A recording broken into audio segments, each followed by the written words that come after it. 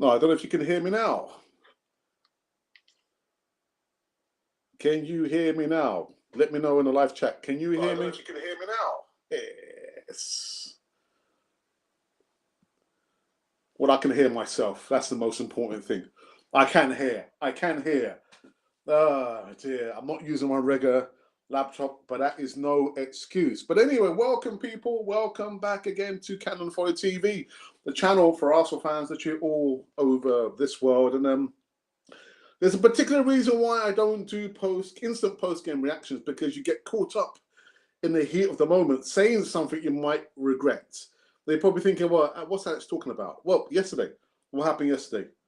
Yesterday, we lost, didn't we? We lost 3-0. Not 3-1, not 3-2. We didn't win. We lost. And I can't get the graphics up.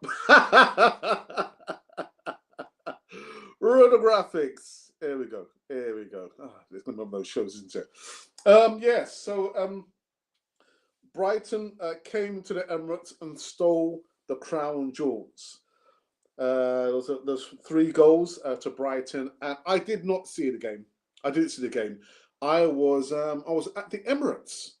At the Emirates meeting up Jonathan. I'm not sure if Jonathan's watching now, from Arsenal Colombia, and Continuity, who travelled from Colombia to come over and see the Brighton game. Oh my goodness. But yes. So I did not see the game. I didn't see the game. Now,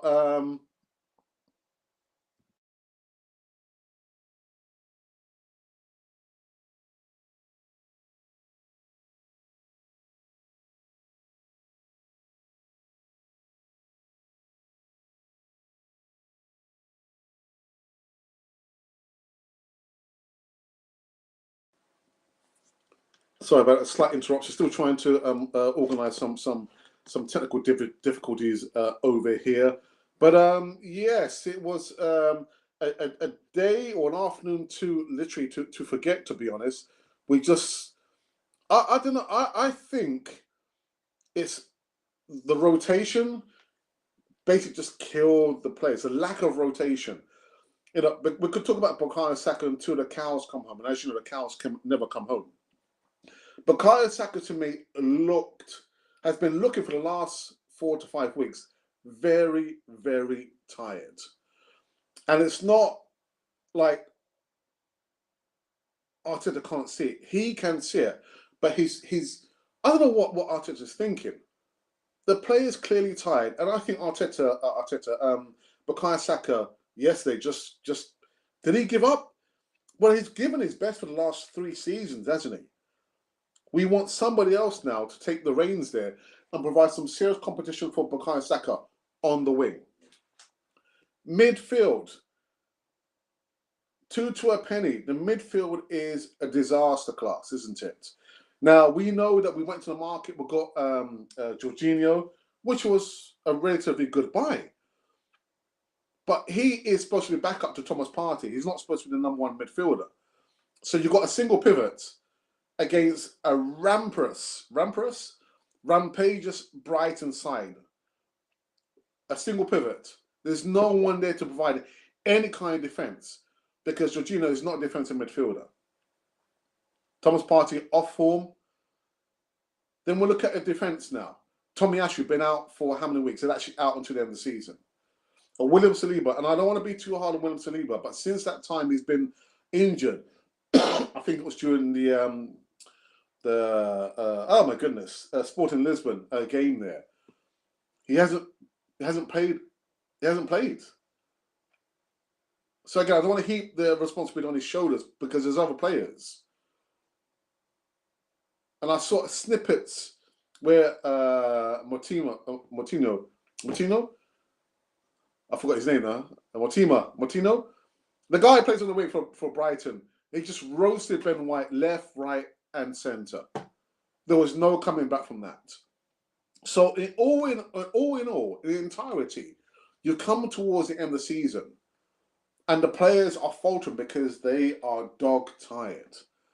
Lack of rotation. And then we can go back a few chapters and say, well, the lack of depth came from the transfer windows.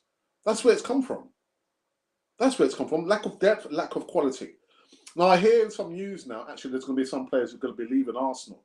I'm thinking, well, I don't know, New Tavares, possibly. Nico Pepe has to be sold. Reece Nelson, I would keep Reece Nelson. Keep him. Because when he came on, as I understand, because he didn't see the game, he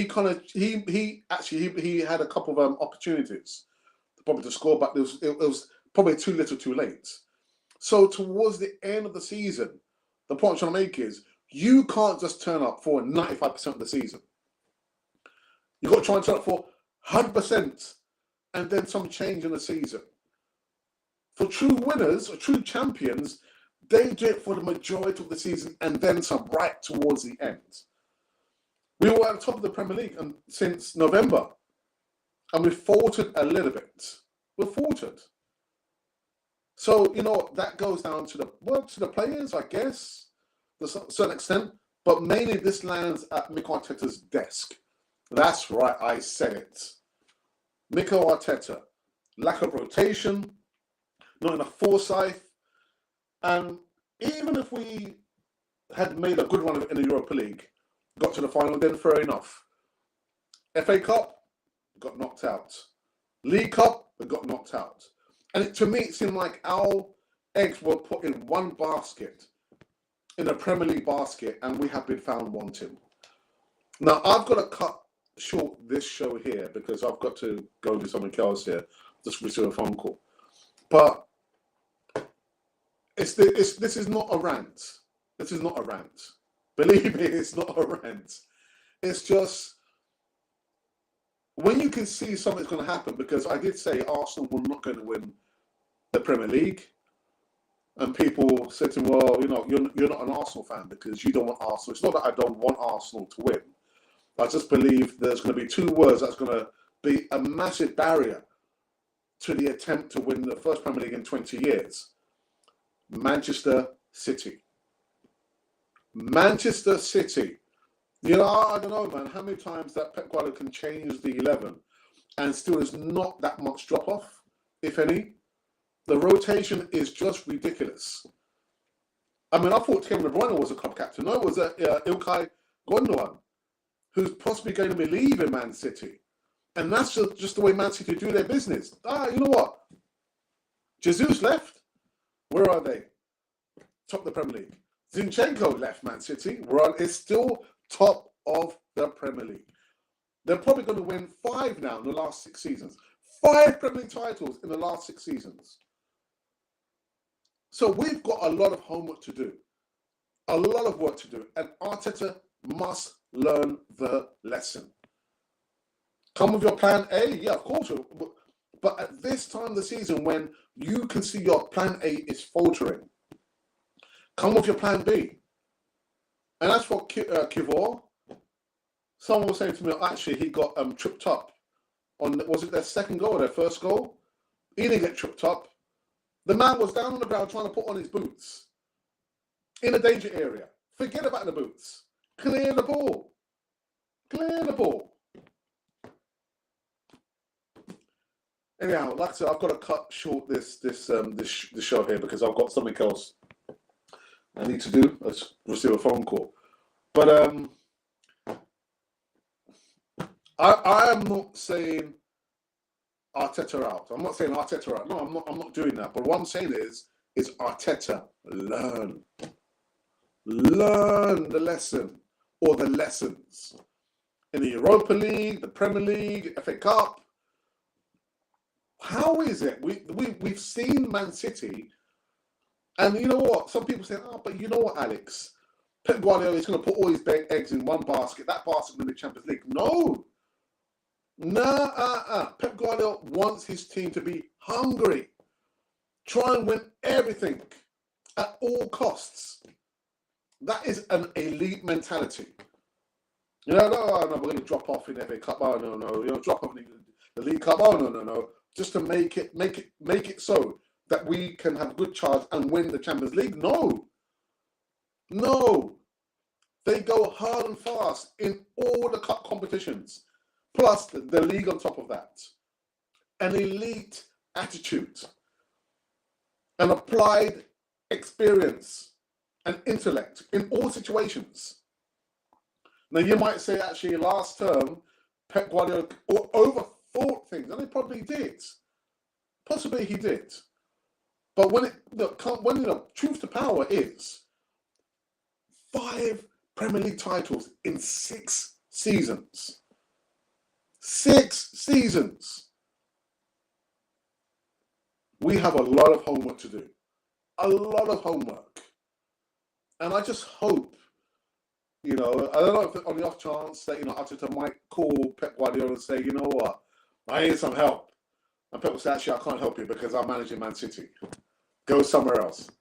And he might need to go somewhere else and get the essence of what it means to be an elite manager and have elite players. A good group of hungry elite players.